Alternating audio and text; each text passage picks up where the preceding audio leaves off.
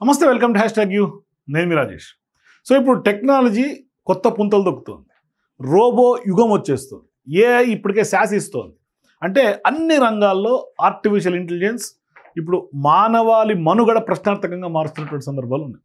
So ఇప్పుడు ఈ భూప్రపంచం మీద ఒక్క మెడికల్ రంగంలో కూడా రోబోలు ఎంటర్ అయినటువంటి సందర్భంగా ఒకే ఒక పనిని రోబోలు చేయలేవు అని అనుకోవచ్చు. అదేంటి అంటే అమ్మతనం.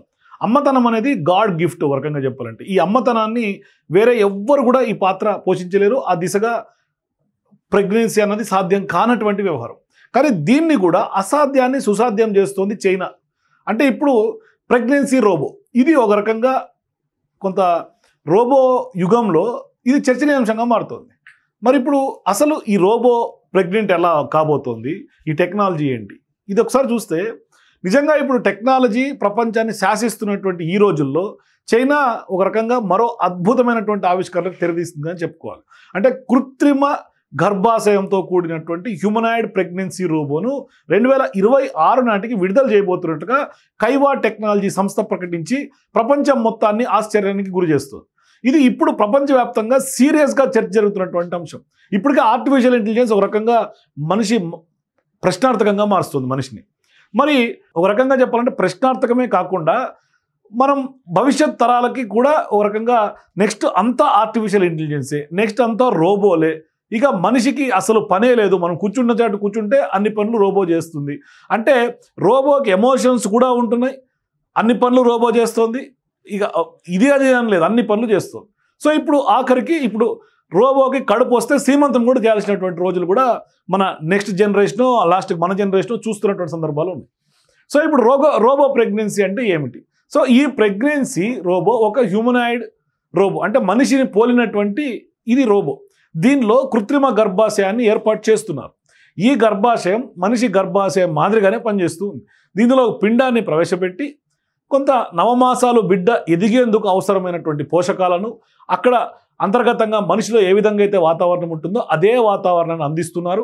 ఇది గర్భం దాల్చినప్పుడు నుండి ప్రసవం వరకు మొత్తం ప్రక్రియను కొంత స్వయంచాలకంగా నిర్వహిస్తూ ఉంటుంది. అంటే తనకు తానే నిర్వహించుకుంటూ ఉంటుంది. ఎందుకు ఈ టెక్నాలజీ అనేది కూడా ఒక ప్రశ్న రావచ్చు.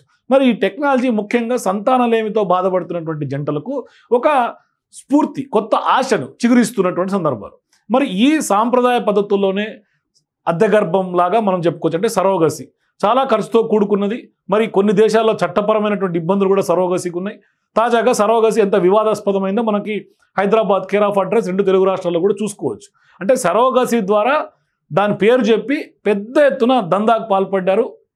ఆఖరికి బిచ్చగాళ్ళకు సంబంధించినటువంటి వీర్య సేకరణ, కొంతమంది బ్యాచిలర్లను కేవలం వీర్య ఉత్పత్తి కోసమే వాళ్ళని కొంత పెట్టుకోవటం, మరోవైపు అసలు చైల్డ్ ట్రాఫికింగ్ దారి తీసినటువంటి సందర్భాలు కూడా ఉన్నాయి. అంటే అసలు సరోగసి లేకుండానే సరోగసి పేరు చెప్పి లక్షలు దోచుకొని ఎవరికో పుట్టినటువంటి బిడ్డను కాస్త తీసుకొచ్చి ఇతర డిఎన్ఏ ఉన్నది వీళ్ళకే ఈ సరోగసి కాకుండా వాళ్ళకి చెప్పి ఆ పేరెంట్స్కి అప్పచెప్పినటువంటి సందర్భాలు కొంత క్రైమ్ అంతా కూడా బయటపడుతూ ఉంది.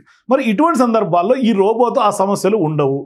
కైవా టెక్నాలజీ ఈ రోబో ధరను సుమారు 1,50,000 అంటే మన కరెన్సీ ప్రకారం 12 లక్షలు సుమారుగా ఉంటుందని అంచనా వేస్తోంది. ఇది సరోగసి కంటే తక్కువ ఖర్చుతో కూడుకున్నది అనేది స్పష్టంగా తెలుస్తోంది. ఇక ప్రయోజనాల విషయం తీసుకుంటే సంతానలేమితో బాధపడుతున్నటువంటి వారికి సులభంగా పిల్లలను కనే అవకాశం దీని ద్వారా లభిస్తుంది.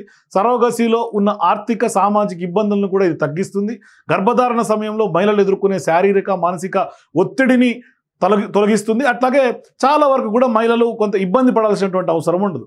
ఇక దీనికి కూడా సవాళ్ళు చాలా ఉన్నాయి. ఎందుకంటే రోబో ద్వారా పుట్టినటువంటి బిడ్డలకు హక్కులు ఏమిటి, వారికి తల్లిదండ్రులతో ఉండే అనుబంధం ఎట్లా ఉంటుంది, ఒక రకంగా సామాజిక ప్రభావం కూడా, అంటే ఈ టెక్నాలజీ సమాజంలో తల్లి పాత్రను ఏ విధంగా ప్రభావితం చేస్తుంది అన్న ప్రశ్న కూడా ఉంటుంది. దీంతోపాటు చట్టపరమైనటువంటి చిక్కులు ఎట్లాగో ఉంటాయి. మరి ఇలాంటి ప్రయోగాలకు చట్టపరమైనటువంటి అనుమతులు కానీ నిబంధనలు కానీ ఏ విధంగా ఉంటుంది ఏంటి? మరి ఇప్పుడు కైవా టెక్నాలజీ వ్యవస్థాపకులుగా ఉన్నటువంటి డాక్టర్ యాంగ్ క్విఫింగ్ ఇప్పటికే ప్రభుత్వ అధికారులతో ఈ విషయాలపై చర్చలు జరుపుతున్నట్లుగా తెలుస్తోంది. మరి ఈ సాంకేతిక విప్లవం ద్వారా ఈ సాంకేతికత ఖచ్చితంగా భవిష్యత్తులో మానవ పునరుత్పత్తి విధానాన్ని పూర్తిగా మార్చేయచ్చనే అంచనాను కూడా నిపుణులు వేస్తున్నారు.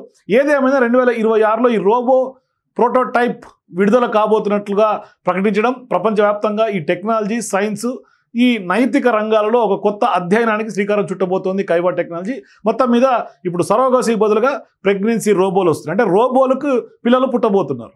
సో మీరు కూడా రోబోలకు పిల్లలు పుట్టబోతే భవిష్యత్తులో ఎటువంటి ప్రమాదాలు ఉంటాయి, ఇది ఒక రకంగా మానవాళి మంచిక చెడుక, దీనివల్ల ఖచ్చితంగా వైవాహిక జీవితాల్లో కూడా ఏమన్నా కొంత ఇబ్బందులు కలిగే పరిస్థితులు ఏర్పడతాయి. మీ అభిప్రాయాలు కింద కామెంట్స్ తెలియజేయండి. For more videos please watch #.